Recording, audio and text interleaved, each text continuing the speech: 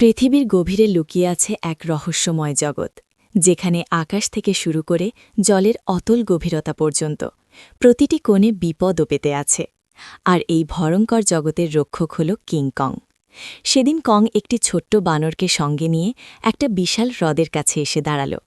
হ্রদটা দেখতে শান্ত হলেও এর গভীরে কি লুকিয়ে আছে তা কেউ কোনোদিন জানতে পারেনি। ছোট্ট বানরটা আগেই টের পেয়েছিল যে জলের ভেতরে কিছু একটা ভয়ঙ্কর জিনিস রয়েছে। তবু সে ইচ্ছে করেই কংকে জলে নামতে উৎসাহিত করল। কিন্তু বানরের এই চালাকি কংয়ের কাছ থেকে বেশিক্ষণ লুকানো রইল না। কং একবার বাতাস শুকল আর তৎক্ষণাৎ বুঝে গেল আজ ভালো শিকার পাওয়া যাবে। কোনো কথা না বলে সে সরাসরি হ্রদে নেমে গেল এবং নির্ভয়ে গা ভেজাতে লাগল। এদিকে ছোট্ট বানর ঘাবড়ে গিয়ে জল পান করার ভান করতে লাগল, যেন কিছুই হয়নি।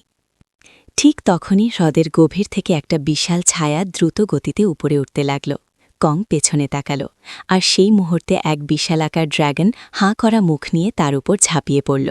বানর বুঝল পরিকল্পনা সফল হয়েছে এবং সে তীরের দিকে দৌড়াতে শুরু করল। কংয়ের আগে কখনো জলের ভেতরে এই রকম শত্রুর মুখোমুখি হয়নি। ড্র্যাগন তাকে টেনে হিচড়ে হ্রদের একদম গভীরে নিয়ে গেল। কিন্তু শত্রু জানত না রাগে কং কতটা ভয়ঙ্কর হয়ে উঠতে পারে। এদিকে বানর মনে মনে ভাবছিল এবার চিরতরে মুক্তি। কিন্তু পরম মুহূর্তেই তার সামনে ধপ করে একটা ভারী জিনিস এসে পড়ল, কংয়ের কোঠার। বানর মাথা তুলে দেখল কং দাঁড়িয়ে আছে, সুস্থ ও সবল, আর তার পায়ের কাছে পড়ে আছে সেই ড্র্যাগনের কাটা মাথা। বানর ভাবল এবার নিশ্চিত মার খাব, কিন্তু কং কিছুই করল না, শুধু কুঠার তুলে নিল এবং বানরকে ইশারা করল সামনে এগিয়ে চলো। আসলে বানর জানত না কং যুগের পর যুগ ধরে এই অন্ধকার জগতে একা ভটকে বেড়াচ্ছে, নিজের মতো কাউকে খুঁজছে। এই একাকিত্ব তাকে প্রতিটি মুহূর্ত ভেতর থেকে ভেঙে দিচ্ছিল। প্রতিদিন সে একা খায়, একা ঘোরে, একা লড়াই করে। এই জগতের হিংস্র নেকড়েরা প্রায় তাকে তাড়া করে বেড়ায়। সে লাফিয়ে লাফিয়ে কোনো রকমে রক্ষা পায়। কিন্তু একদিন নেকড়েরা তাকে ছাড়ল না। চারদিক থেকে শত শত নেকড়ে ঘিরে ধরল। সামনে গভীর খাদ, পালানোর কোনো পথ নেই। তখন কং পেছন ফিরে লড়াইয়ের জন্য প্রস্তুত হল। নেকড়েরা ভেবেছিল এবার সহজ শিকার, কিন্তু তারা জানত না কং আগে থেকেই ফাঁদ পেতে রেখেছিল। প্রথম নেকড়ে লাফ দিতেই ফাঁদ সক্রিয় হল। মাটির গভীরে পড়ে গেল সে। তীক্ষ্ণ কাঠের বর্ষা তার শরীর ভেদ করে বেরিয়ে গেল। একে একে ফাঁদগুলো সক্রিয় হল। পাহাড় থেকে বিশাল পাথর গড়িয়ে নামল এবং পালাতে গিয়ে নেকড়েরা সেই পাথরের নিচে চাপা পড়তে লাগল। কিন্তু ধোঁয়া সরে গিয়ে দেখা গেল কিছু নেকড়ে এখনও বেঁচে আছে এবং শিকার ছাড়তে রাজি নয়। কং রাগে কাঁপতে কাঁপতে একটা মৃত নেকড়ে দুই হাতে তুলে পুরো শক্তি দিয়ে দুই ভাগ করে ফেলল। বাকি নেকড়েরা লেজ গুটিয়ে পালিয়ে গেল। জয়ের পরেও কংয়ের মুখে কোনো হাসি নেই, কারণ তার মুখের একটা পচা দাঁত তাকে ভেতর থেকে অসহ্য যন্ত্রণা দিচ্ছিল। ঠিক সেই মুহূর্তে একটা বড় টেকটেকি সুযোগ বুঝে মাংসের টুকরো নিয়ে পালাতে চাইল।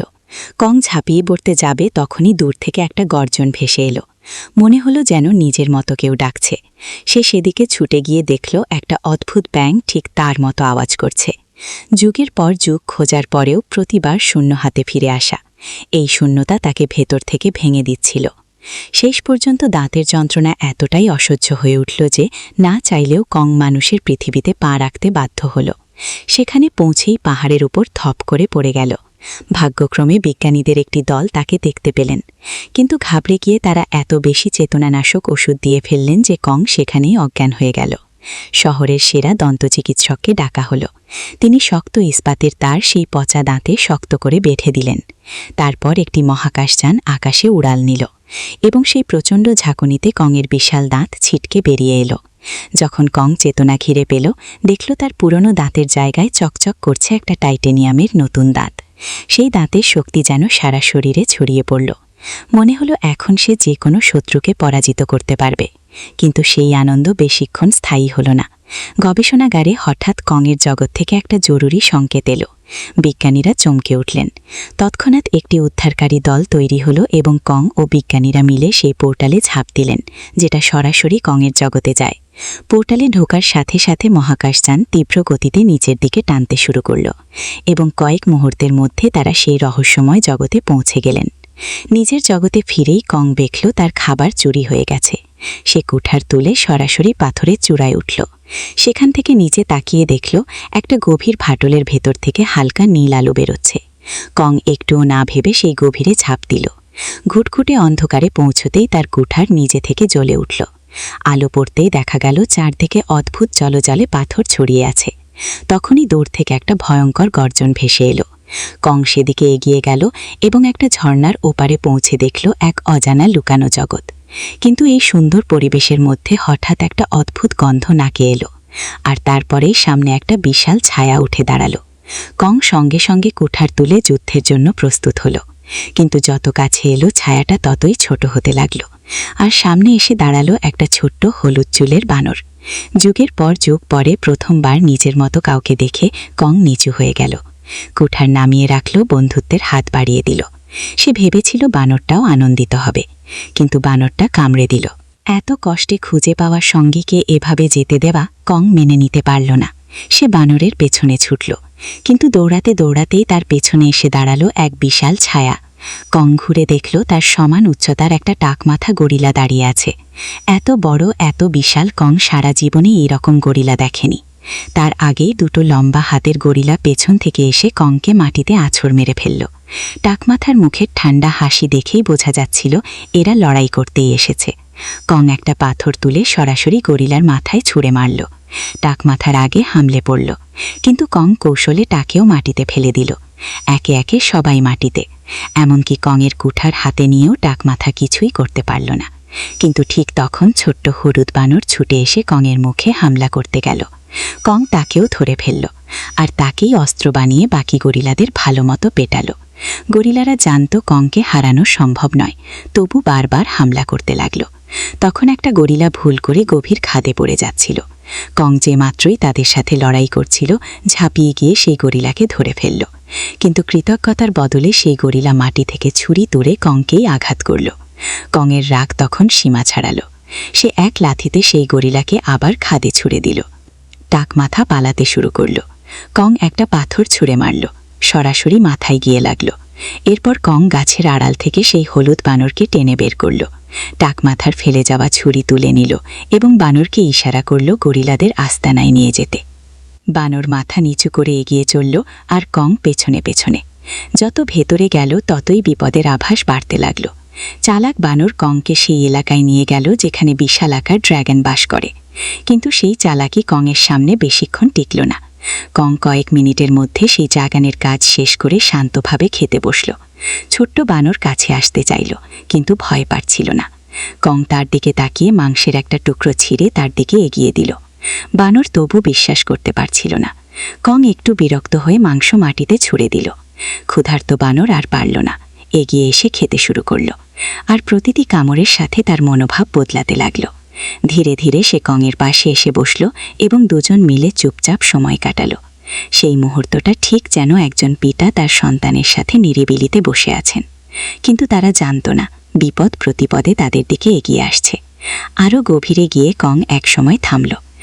দেখল তার মতো দেখতে আরও অনেক প্রাণী, কিন্তু তাদের অবস্থা দেখে বুক ভেঙে গেল। তারা সবাই দিনরাত পরিশ্রম করতে বাধ্য, মাথার ওপর অত্যাচারীদের লাঠি। বেঁচে থাকাটা যেন নরকের চেয়েও কষ্টের। একজন বৃদ্ধ বানরের হাত থেকে ভুলে পাথর পড়ে গেল। একটা বিশাল দেহী গরিলা তাকে নির্মমভাবে মারতে লাগল। কং নিজেকে আর ধরে রাখতে পারল না। সে কুঠার মাটিতে মেরে সেই বৃদ্ধ বানরকে তুলে নিল। পাহারাদার ছুটে এসে সতর্ক করল, কিন্তু কংয়ের সেই সাহস দেখে বন্দি বানরদের মধ্যে যেন একটা আশার আলো জ্বলে উঠল। ঠিক তখন পালিয়ে যাওয়া টাকমাথা লুটিয়ে সব দেখছিল। সে ছুটে গেল সরাসরি এই জগতের অধিপতির কাছে। তার নাম স্কার কিং। গরিলার কথা শুনেই স্কার কিংয়ের রাগ আগুনের মতো জ্বলে উঠল। সে সিংহাসন থেকে উঠে এগিয়ে গেল। পথে যে যে বানর ছিল সবার মাথা নইয়ে পড়ল, কিন্তু কং একটুও না নড়ে সেখানেই দাঁড়িয়ে রইল। স্কার কিং কংকে মাথা থেকে পা পর্যন্ত দেখল। কংয়ের মুখের সেই টাইটেনিয়াম দাঁত দেখে ঠান্ডা হাসি হাসল। পরের মুহূর্তে একটা নিরীহ বানরকে লাথি মেরে গলিত লাভার মধ্যে ছুঁড়ে ফেলল।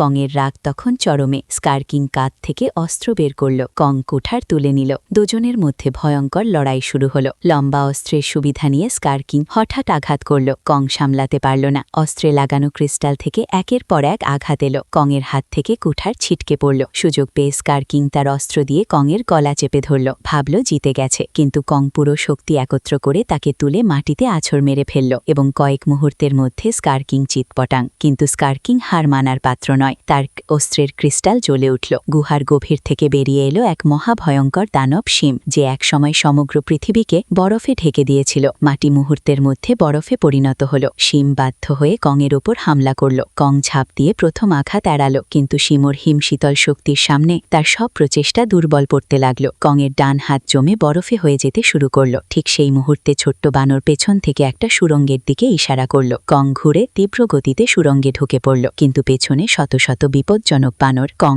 আহত, ক্লান্ত, সামনে বন্ধ পথ। বছরের পর বছর ধরে বিছিয়ে রাখা শেষ ফাটটাই এখন তার একমাত্র ভরসা। কিন্তু বানরের দল এবার সতর্ক। তারা মাটিতে পড়ে থাকা রশিটা চিনে ফেলল। কং বুঝল সব শেষ। ঠিক তখন পাহাড়ের ওপর থেকে সেই শেষ ভাত নিজে থেকে সক্রিয় হল। শত শত মন ভারী পাথর গড়িয়ে পড়ল, আর মুহূর্তের মধ্যে সব বানর সেই পাথরের নিচে চাপা পড়ে গেল। কং তাকিয়ে দেখল ভাত সক্রিয় করেছে সেই ছোট্ট হলুদ বানর। কং মারাত্মক আহত, একা লড়তে পারবে না, তাই ছোট্ট বানরকে সঙ্গে নিয়ে মানুষের কাছে ফিরে আসতে লাগল। কিন্তু সে জানত না একটা বানর এখনো বেঁচে আছে এবং পেছন পেছন আসছে। এদিকে বিজ্ঞানীরা দেখলেন তাদের ঘাঁটি সম্পূর্ণ ধ্বংস। পাথরের গায়ে একটা বিশাল হাতের ছাপ দেখে বুঝলেন এই জগতে কংয়ের মতো আরও বিশাল প্রাণী আছে। তারা অরণ্যের গভীরে একটি লুকানো যন্ত্র খুঁজে পেলেন। একজন বিজ্ঞানী সেটা চাপতেই চারদিক থেকে জলের স্রোত বইতে শুরু করল। একটা তীব্র ধারা তৈরি হয়ে অরণ্যের ভেতরে বয়ে গেল। সেই ধারা অনুসরণ করতে করতে তারা পৌঁছালেন এক রহস্যময় অদৃশ্য প্রাচীরের সামনে। প্রাচীরটা ছুতেই নীল আলো ছুটে গেল। তারা সেখানে একটা ছিদ্র করলেন এবং সামনে যা দেখলেন তাতে তাদের চোখ স্থির হয়ে গেল। প্রাচীরের ওপারে এক অসাধারণ লুকানো জগৎ, যা আজ পর্যন্ত কেউ দেখেনি। সেখানে পা রাখতেই এক আদিবাসী গোষ্ঠী তাদের ঘিরে ফেলল। তারা দেখতে মানুষের মতো হলেও তাদের পোশাক ও রীতি সম্পূর্ণ আলাদা। তারা বিজ্ঞানীদের নিজেদের গ্রামে নিয়ে গেল।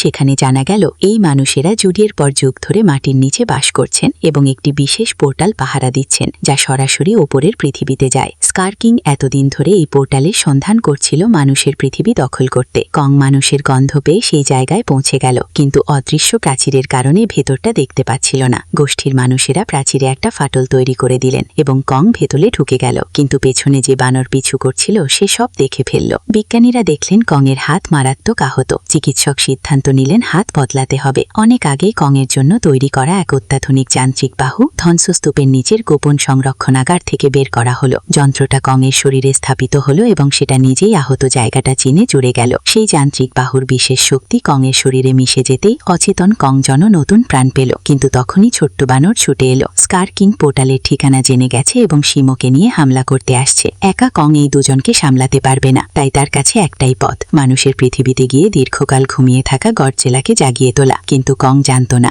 যাকে সাহায্যের জন্য ডাকতে যাচ্ছে সেই গডজিলাই তার জন্য সবচেয়ে বড় বিপদ হয়ে দাঁড়াবে। পিরামিডের চারপাশের মাটি কাঁপতে শুরু করলো। মাটির নিচ থেকে একটি যান্ত্রিক হাত বেরিয়ে এলো। পোর্টাল খুলে গেল এবং কং পৃথিবীর মাটিতে বেরিয়ে এলো। কং এর আগমন টের পেয়েই গডজিলা ঘুম থেকে জেগে উঠল এবং সরাসরি তার দিকে ছুটে এলো। কং হাত তুলে বোঝানোর চেষ্টা করলো, কিন্তু গডজিলা শুনল না। এক ধাক্কায় কংকে 100 মিটার দূরে ছুঁড়ে ফেলল। কং গডজিলার চোখে বালি দিল। গডজিলা আরো ক্ষেপে লাল। কং এর হাত কামড়ে ধরে মাটিতে আছড় মেরে দিল। তখন কং পাল্টা আঘাত করতে শুরু করলো। যান্ত্রিক বাহুর শক্তিতে এখন কং কারো চেয়ে কম নয়, কিন্তু গডজিলাকে হারানো সম্ভব নয় বুঝে কং জোর করে তাকে ধরে পোর্টালের দিকে টানতে লাগলো। এদিকে গোষ্ঠীর মানুষেরা স্কার কিংকে আটকাতে বিশেষ লাল তরল পানিতে মিশিয়ে দিলেন। মুহূর্তে দুটো বিশাল পিরামিড একসাথে জুড়তে লাগলো। এই দুটো পিরামিড জুড়লে মাধ্যাকর্ষণ কিছু সময়ের জন্য থেমে যাবে এবং স্কার কিং পোর্টালে পৌঁছাতে পারবে না। কিন্তু পিরামিড পুরোপুরি জোড়ার আগেই স্কার কিং পৌঁছে গেল। সে এই ব্যবস্থা চিনতে পেরে শিমুকে আদেশ করল বরফ দিয়ে পথ বন্ধ করতে। তখনই পোর্টাল থেকে তীব্র আলো বের হলো। ধ্বংসস্তূপ চিরে বেরিয়ে এলো গডজিলা আর কং।